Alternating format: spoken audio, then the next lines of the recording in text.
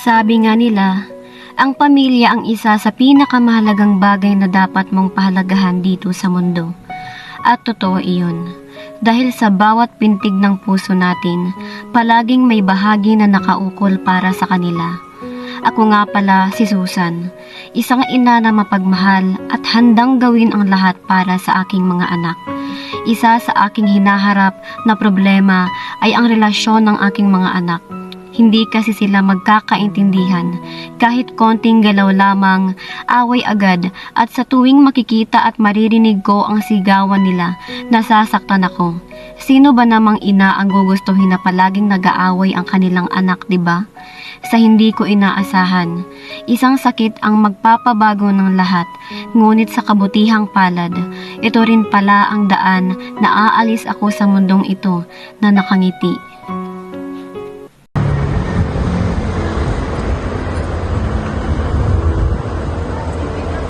Paul, anak! Anak, ipagtimpla mo nga ako ng kape. Nay, nagkitang po. Tapos gisingin mo na rin ang mga ate at kuya mo. May pasok pa sila. Okay po, Nay.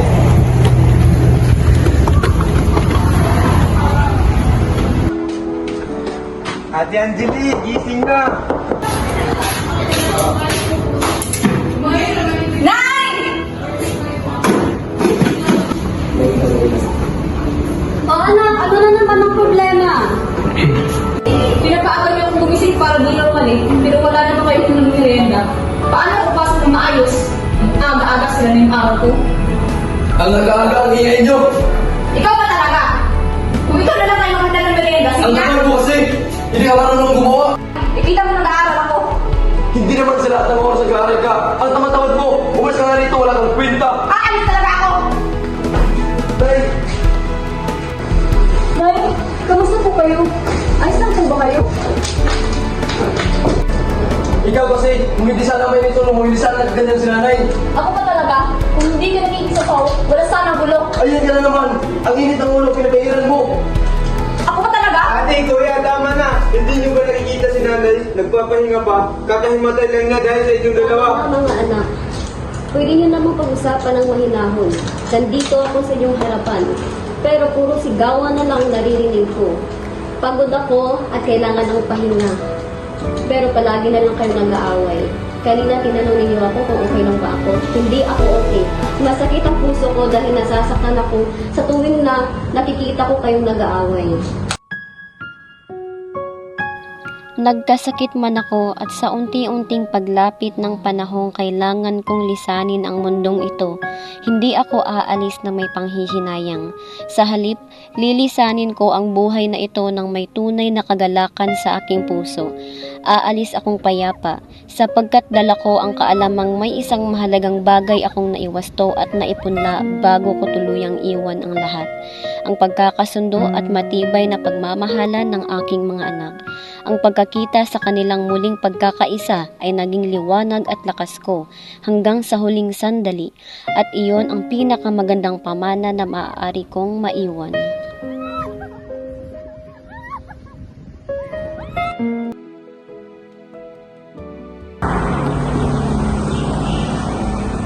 Mari, ayos ka lang ba? Parang kanina ka kanina. Oo, Mari. Ayos lang ako. Pagod lang siguro to. Mare, baka sintomas na yan. Parang sa nanay ni Ekoy, Alzheimer pala. Ay, naku, Mari, kung ano-ano na lang yung pinag-iisip mo. Naku, ha? Sana nga, Mare, sana nga nagkakamali lang ako. O siya, mauna na ako, Mare, ha. May bibilin pa ako ina na alimay. Sige, mag-ingat ka.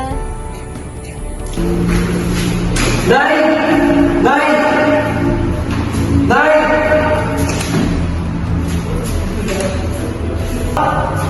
Baka naman nakalimutan ko lang kung saan. Hindi po, Nay! Sigurado ako dito walang po nila, Nay! Saan ba yun?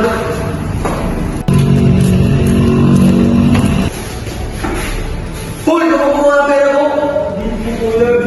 Sinungaling!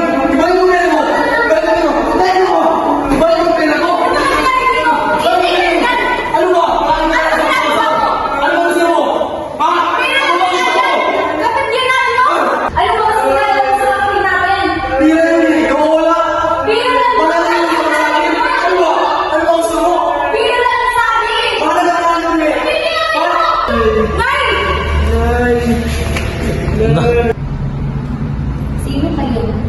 Bakit kayo nandito sa bahay ko? Bakit kayo nag-aaway dito? Nay, pupunyan ako to si Angeline. Angeline, sino yun? Bakit mo ko tinawag na nanay niya? Nay, please, kami to, mga anak mo. Hindi ko kayo kilala. Umalis kayo dito. Nay naman, paano ka? Maring Susan, huminahon ka muna. Upo ka dito.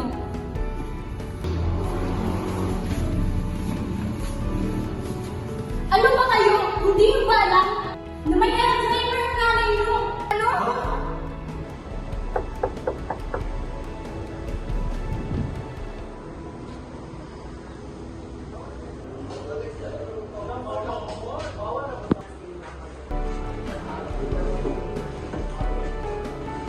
Sa mga nakaraang buwan, unti-unti nang naramdaman ng nanay niyo ang mga kakaibang sintomas sa kanyang katawan hanggang sa nagpasya siyang magpatingin sa doktor at nang lumabas ang mga resulta, doon nalaman na si Susan ay may Alzheimer's, isang sakit na dahang-dahang kumitil sa kanyang mga alaala. Habang lumalala ito, napapansin na kahit ang mga taong pinakamalapit sa puso niya ay hindi niya na agad nakikilala. Ibinahagi niya sa akin ang lahat, ngunit nakiusap siya na huwag muna itong ipaalam sa inyo. Ayaw niyang maging pabigat, ayaw niyang mag-alala kayo. Kaya pinili niyang akuin mag-isa ang bigat na kanyang nararamdaman.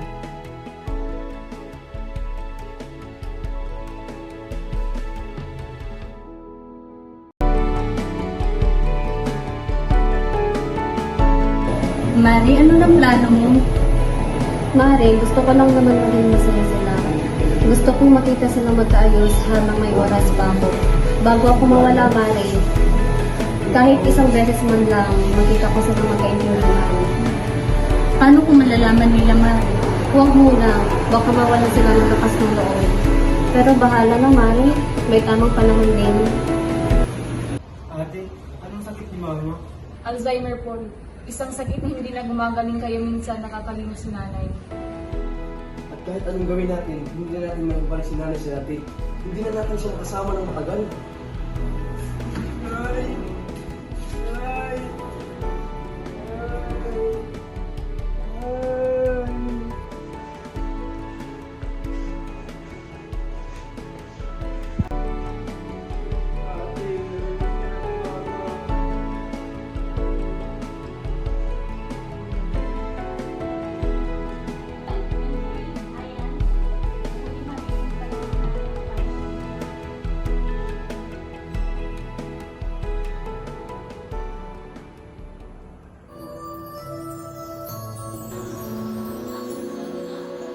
Mga anak, hindi ko kayang maging perfectong ina, pero sana kahit sa huli, magkaayos kayo.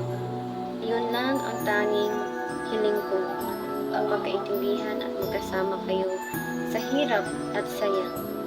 Mahal na mahal ko kayo.